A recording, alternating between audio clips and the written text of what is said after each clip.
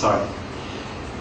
Then, this is what happens if we extend the age limit to 75. Of course, more people, of those who would die, would get treated, and more deaths would be averted.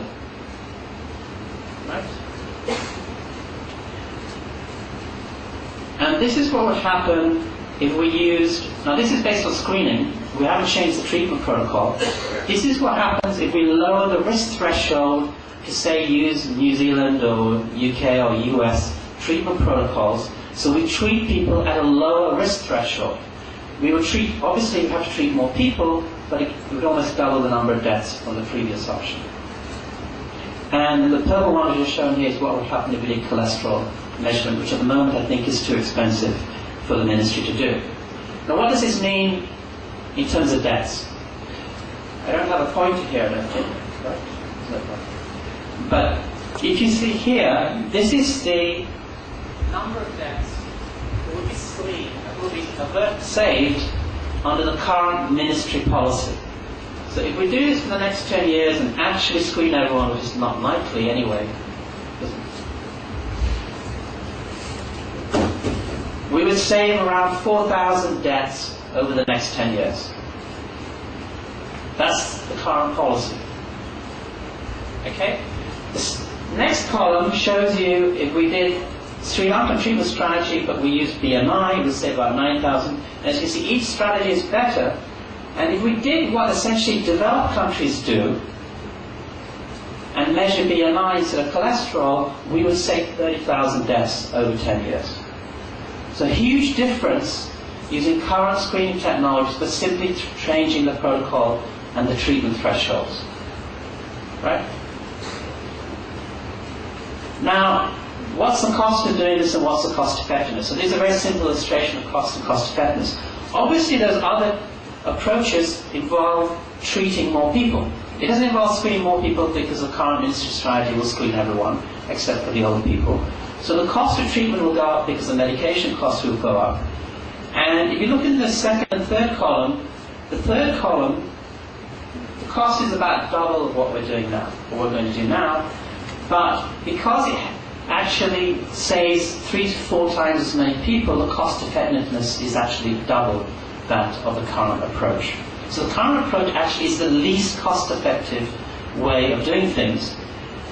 And you can see that's what the red dots show. The cost per death averted falls as we change our screening and treatment protocols to what developed countries do.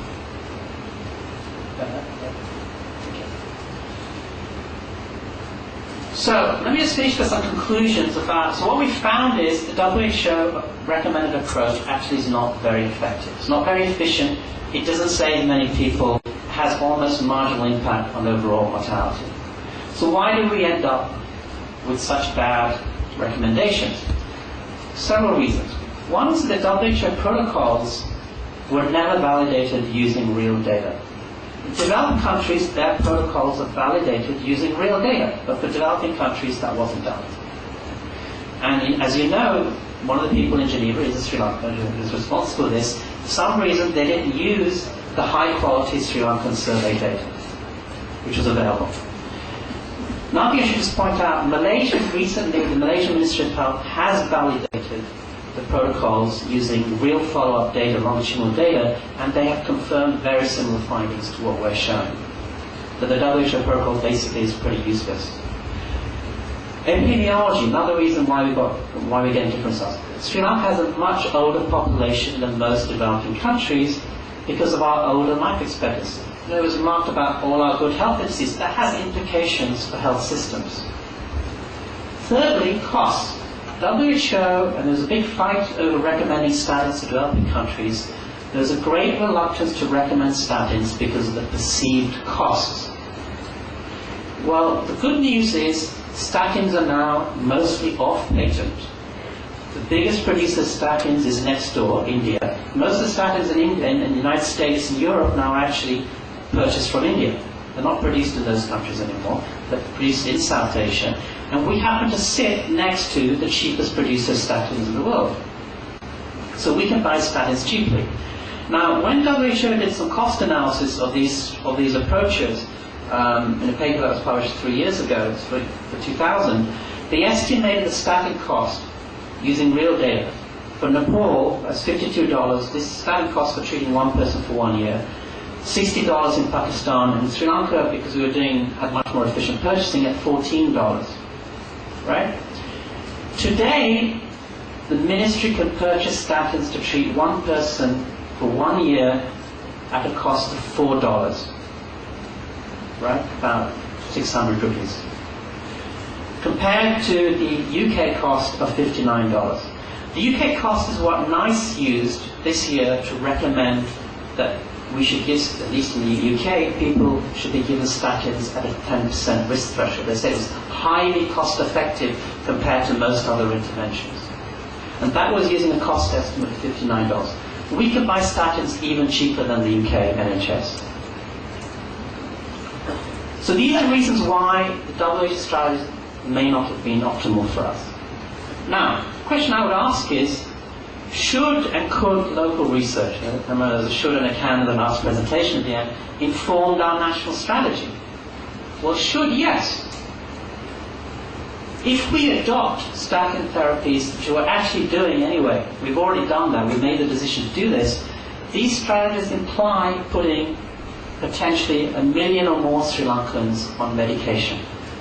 I would argue that from a purely ethical perspective, but also from a health systems and cost perspective, we need to do this kind of intervention with much better evidence. And we need to be concerned about the optimality of the intervention.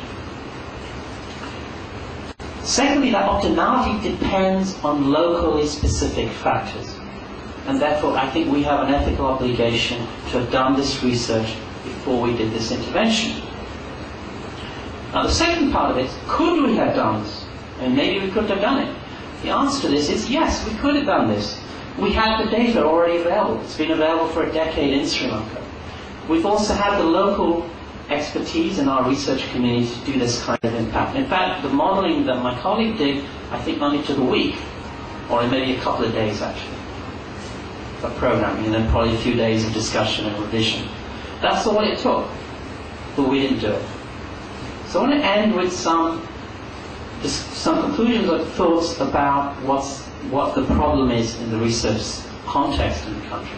We clearly have a problem in using local research and knowledge to inform national strategy.